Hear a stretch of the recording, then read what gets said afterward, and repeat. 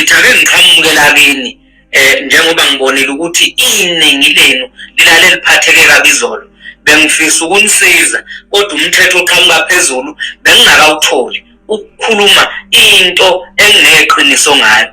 Into enilaliseka izolo ningaphathekile kahle ilo inews no SABC News abakhuluma amangahlaza cwe ayikho into abayikhulumayo bathi the case has been withdrawn besho umkhonto.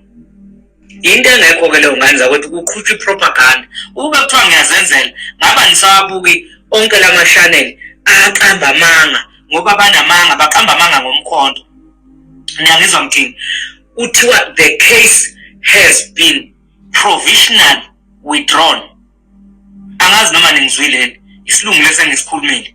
Yebo lokho kusho ukuthi icala lihoxiswe okwesikhashana. Izathu kezenza ukuthi icala lihoxiswe okwesikhashana inkantolo ithe bacela ukuthi inhlangano nenhlangano ivule icala eliqondene nayo.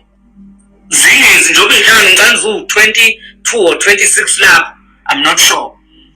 Inhlangano nenhlangano kufanele ivule icase yayo. So hayi ukuthi icala selihoxisiwe ukuthi umkhonto ulihoxisile icala lisazobuyela khona enkantolo. Ngani zakwethu ngicela ukuthi nimusukuzwa ngeindaba ezikhuluma amampunge ezikhuluma iphutha. Ilokho ngani zakwethu engizonazisa khona ukuthi ngiyanicela akunacala ekuthiwa selicishiwe. Cha, icala licishiwe okwesikhashana usalungiswa usenama correction verbetterings ngeAfrikaans kulungiswa amaphutha abe khona ecaleni bekade livuliwe. Alikho icala elihoxisiwe. Angazi noma ningizwe kahle.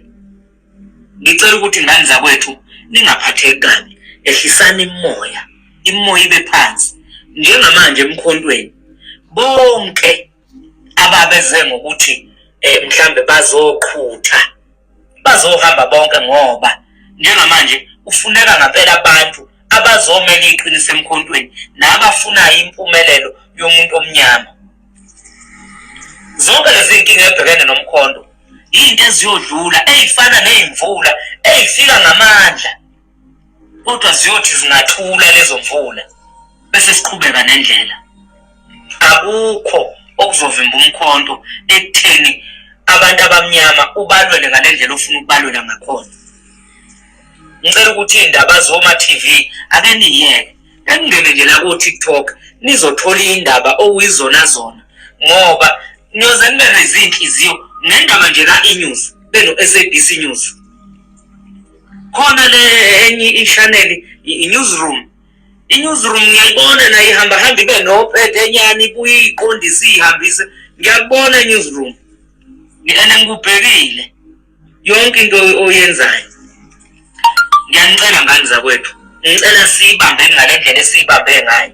Ningezwa ngabantu ningaphendulani nabantu. Akusona isikhathi sokuphendula abantu njengamanje. Isikhathi sokufocus. Ileyo nje into efunakala. Niyazi ukuthi nokhetho lo masipala selula eduzane. So kufanele ukuthi sifocus sibheke phambili. Unxamalalo uzoyilungisa yonke lento eyenzakalayo. Thina into edingekalayo isupport siphinde sifocus. Nizobona kuzokwenzakalani. Le khulunywa oSABC no inews ayikho. Amampunge futhi njengamanga ngisulo kungithi amampunge banamanga. Baqhuba ngepropaganda yabo ngeMK and iMK isikhona angeke iziye ndawo. Ilokho kade ngizonitshela khona ngani zakwethu ngicela nehlisa imoya nazi ukuthi yonke into ihamba smooth.